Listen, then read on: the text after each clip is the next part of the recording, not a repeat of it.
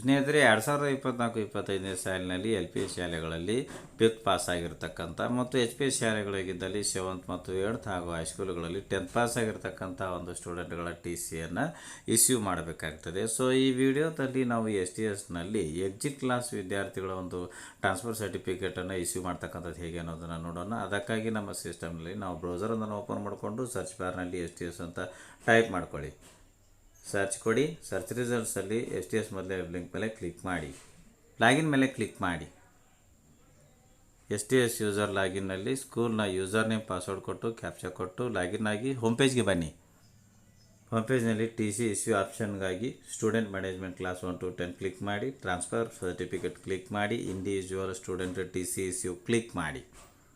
Search student to issue TC screen ಬರ್ತದೆ. ಮೇಲ್ಗಡೆ school basic details ಇರ್ತದೆ. ಸ್ಟ್ಯಾಂಡರ್ಡ್ನಲ್ಲಿ ಸ್ಟ್ಯಾಂಡರ್ಡ್ ಸೆಲೆಕ್ಟ್ ಮಾಡ್ಕೊಳ್ಳಿ.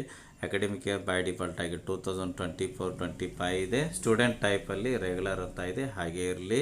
TC issue type select down ಇರೋ mark ಮೇಲೆ ಕ್ಲಿಕ್ ಮಾಡಿ, generate TC to admit next academic year select ಮಾಡ್ಕೊಳ್ಳಿ. ಏಕೆಂದರೆ 24-25ರಲ್ಲಿ ಪಾಸಾಗಿರ್ತಕ್ಕಂತಹ ವಿದ್ಯಾರ್ಥಿಯು 25-26ಕ್ಕೆ ನೆಕ್ಸ್ಟ್ ಅಕಾಡೆಮಿಕ್ ಇಯರ್ಗೆ ಅಡ್ಮಿಟ್ ಮಾಡೋದ್ರ ಸಲುವಾಗಿ TC ಜನರೇಟ್ ಮಾಡ್ತಾ ಇದ್ದೇವೆ.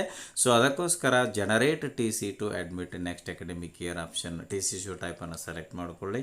RT ಸ್ಟೇಟಸ್ ಮೇಲೆ ಕ್ಲಿಕ್ ಮಾಡಿ, RT ಸ್ಟೇಟಸ್ ಸೆಲೆಕ್ಟ್ ಮಾಡ್ಕೊಳ್ಳಿ. ಸರ್ಚ್ ಕೊಡಿ, ಕೆಳಗಡೆಗೆ ಸ್ಕ್ರಾಲ್ ಮಾಡಿ, ಇಲ್ಲಿ ಸ್ಟೂಡೆಂಟ್ ಲಿಸ್ಟ್ ಬರ್ತದೆ. ಯಾವ ವಿದ್ಯಾರ್ಥಿಯ TC ಇಶ್ಯೂ ಮಾಡಬೇಕಾಗಿದೆಯೋ ಆ ವಿದ್ಯಾರ್ಥಿಯ ಹೆಸರಿನ ಮುಂದೆ ಕೊನೆಯ ಕಾಲಮ್ನಲ್ಲಿ ಇರತಕ್ಕಂಥ ಇಶ್ಯೂ ಬಟನ್ ಮೇಲೆ ಕ್ಲಿಕ್ ಮಾಡಿ. Do you want to issue TC ಅಂತ ಕೇಳ್ತದೆ. ಓಕೆ ಮೇಲೆ ಕ್ಲಿಕ್ ಮಾಡಿ. ನೋಡಿ, ಇಲ್ಲಿ ವಿದ್ಯಾರ್ಥಿಯ TC ಪೇಜ್ ತೆರೆದುಕೊಳ್ಳುತ್ತದೆ. ಇಲ್ಲಿ ಇರತಕ್ಕಂಥ ವಿದ್ಯಾರ್ಥಿ ಹೆಸರಾಗಿರ್ಬೋದು, ತಂದೆ ಹೆಸರಾಗಿರ್ಬೋದು, ತಾಯಿ ಹೆಸರಾಗಿರ್ಬೋದು ಮತ್ತು ವಿದ್ಯಾರ್ಥಿಯ ಡೇಟ್ ಆಫ್ ಬರ್ತ್ ಹಾಗೂ ಕಾಸ್ಟ್, ಈ ಒಂದು ಡೀಟೇಲ್ಸನ್ನೆಲ್ಲ ಒಂದು ಸಲ ಚೆಕ್ ಮಾಡಿಕೊಳ್ಳಿ. ನಮ್ಮ ಶಾಲೆಯ ದಾಖಲಾತಿ ವಹಿಯಲ್ಲಿ ಇರುವಂತೆಯೇ ಈ ಎಲ್ಲ ವಿವರಗಳು ಇವೆಯೇ ಎಂಬುದನ್ನು ಪರಿಶೀಲಿಸಿ. ವ್ಯತ್ಯಾಸವಿದ್ದರೆ TC ಇಶ್ಯೂ ಮಾಡುವುದಕ್ಕೂ ಮುಂಚೆನೇ ಅಪ್ಡೇಟ್ ಸ್ಟೂಡೆಂಟ್ ಡೀಟೇಲ್ ಮೆನು ಮೂಲಕ ಈ ಎಲ್ಲ ಡೀಟೇಲ್ಸ್ ಅಪ್ಡೇಟ್ ಮಾಡಿಕೊಳ್ಳಿ. ನಂತರ TC ಇಶ್ಯೂ ಮಾಡಿ.